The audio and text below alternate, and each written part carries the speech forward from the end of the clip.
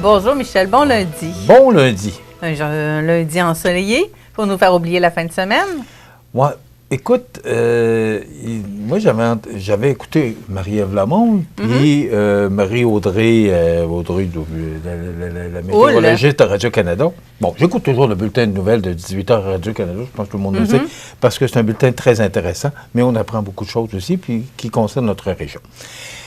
On annonçait 2 à 4 cm samedi. Mais ça devait être dans les terres où, là, les précipitations devaient être plus importantes. Ça n'a pas été ça. Pas du tout. Ben là, on annonce de la pluie. Oui.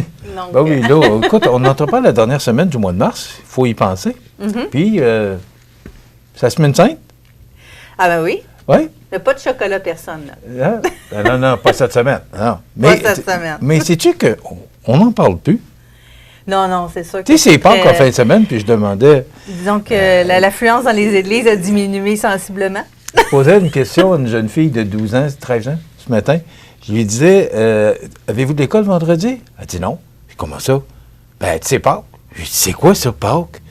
Mais là, elle me regarde, puis elle part à rire. Oui, alors, tu sais, les choses ont bien changé.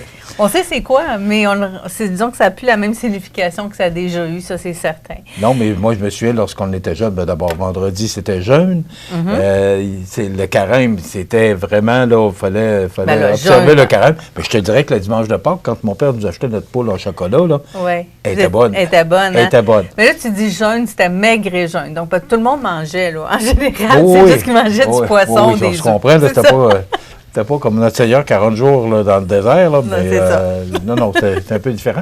Mais quand même, parce que là, ça avait l'air comme l'époque de je faisais 2 km à pied, pas de bottes l'hiver pour aller à l'école. C'était un peu limite.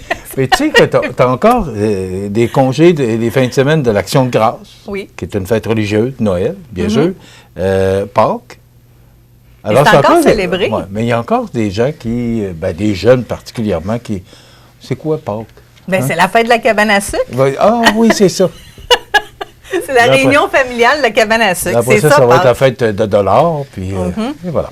Alors, projet d'étude de regroupement dans l'ouest de la MRC de Kamouraska, on en parle depuis quelques mois déjà, puis on dit que ça se poursuit, là, on n'a pas lâché. Oui, puis tu connais mon point de vue là-dessus. Et moi, j'aborde tellement dans le même sens que ces gens-là qui ont décidé de faire une étude, de passer une étude. J'espère que cette étude ne durera pas trop longtemps, là, mais pour les municipalités là, de Rivière-Ouelle, Saint-Denis-de-la-Bouteillerie, Saint-Anne-de-la-Pocatière, Saint-Onésime-des-Ouartes et Saint-Pacôme, et bien sûr, Ville de la Pocatière, on parle d'une étude pour voir si on ne pouvait pas faire un regroupement de toutes ces municipalités-là, parce que, bon, problème de main-d'œuvre, on le sait. Au niveau administratif, ça coûte cher d'administrer ça. Donc, on veut voir si tout ça est possible. Et Saint-Roch-des-Aunais, qui était avec le projet de Lillet, Saint-Jean-Port-Joli, Saint-Aubert, Sainte-Louise, bien là, est rendu avec ce projet-là parce que Lillet a dit, ben là, je vais attendre un peu. Alors, Saint-Roch-des-Aunais, qui est M. André Simard, qui est le maire, dit, ben écoute, moi, je veux que ma municipalité soit annexée. Alors, il se vire du côté est, et s'en va avec un possible regroupement de toutes ces municipalités-là. En 2023, la municipalité de Saint-Gabriel-d'Allemagne a décidé de se retirer du projet. Je ne comprends pas pourquoi. La municipalité de Saint-Roch-des-Aunais a donc décidé de joindre ses voisines kamouraskoises pour cette importante réflexion.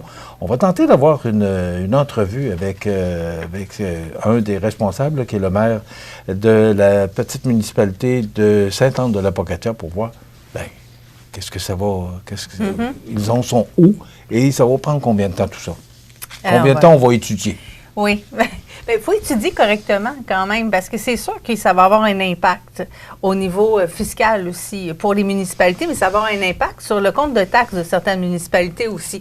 Donc, il faut réfléchir à tout ça pour avoir les bonnes réponses et les bonnes données tout de suite en partant. Oui, mais moi, j'ai l'impression que c'est très avantageux. On en saura davantage là, avec les gens concernés, mais j'ai l'impression que ça peut être très avantageux et peut-être que ça va être le début de d'autres fusion, parce que plus on avance dans le temps, plus les municipalités ont du poids sur les épaules en raison de toutes les lois et les règlements du gouvernement du Québec. Donc, on On va suivre ça de très près, mais moi, je salue l'initiative de ces maires-là. Mais c'est parce que Michel aussi, il y a eu des fusions. Bon, c'est des fusions un peu plus forcées qu'il y a eu. Là, on parle de Lévis, de Québec, entre autres, et d'autres municipalités. À Montréal, c'est arrivé aussi. Ça n'avait pas été joyeux pour tout le monde, là, ces fusions forcées-là. Donc, j'ai comme l'impression que le mot fusion municipale fait encore peur un peu. Bon, mais une vingtaine d'années plus tard, je pense qu'on peut peut-être dire que toutes ces fusions-là ont été bénéfiques, en tout cas, si on regarde, là, entre autres, nos voisins à Lévis, là, j'ai l'impression, moi, que tout ça, quand on fait le bilan, j'ai l'impression que ça peut être positif. Il faudrait poser la question aux résidents. Saint-Pierre de la Rivière-du-Sud, pas question de se fusionner de ce côté-là. On a eu des élections partielles. Il y a un nouveau conseiller depuis cette nuit. Ouais. Oui, ben c'est ça. C'était jour de scrutin hier à Saint-Pierre de la Rivière-du-Sud, suite au départ de Pierre Bertrand au siège numéro 1, laissé vacant. Les élections partielles ont dû être tenues. 3 candidats se sont présentés et selon le site d'Élections Québec, Franz Berthomieux, bon, est sorti gagnant de l'exercice démocratique avec près de 63 % des votes. Peu de gens étaient intéressés au scrutin parce que c'est 26,45 % de participation. 722 électeurs étaient inscrits, 191 seulement se sont présentés aux urnes. Franz Berthomieux a remporté la mise avec 119 des votes, oui, suivi par Andréane Gagnon et Frédéric Bélanger. Donc, un nouveau conseiller à Saint-Pierre de la Rivière-du-Sud. Est-ce qu'un jour, on verra Saint-Pierre, Saint-François, Berthier, ces 3 petites municipalités-là qui pourraient fusionner? On verra. À suivre. C'est ça, qui sera.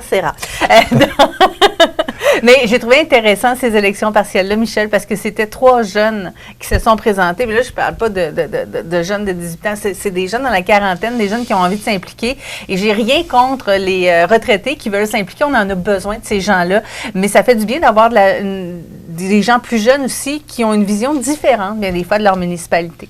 Oui. Donc, voilà, M. Berthomieux qui va se relever les manches très, très bientôt, ça, j'en doute pas. Et rapidement, le journal municipal de la Ville de Montmagny, on a eu donc les résultats du sondage. Oui, bien c'est ça. C'est que, puis c'est quand même sur 1015 personnes qui ont été sondées, c'est 95 % des répondants ont affirmé vouloir avoir leur journal municipal. Donc, comme il n'y a plus de Publisac, bien là, il va y avoir beaucoup de dépôts, beaucoup de journaux, parce que Loi Blanche est maintenant dans des dépôts à certains endroits.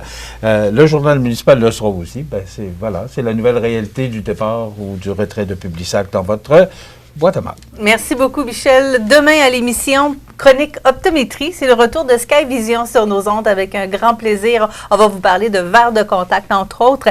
Et dans un deuxième temps, entrevue pour souligner les 50 ans de la Société d'horticulture et d'écologie de Montmagny. Donc, 50 ans, ça se fête. Ben oui. On va prendre plus de détails demain à l'émission.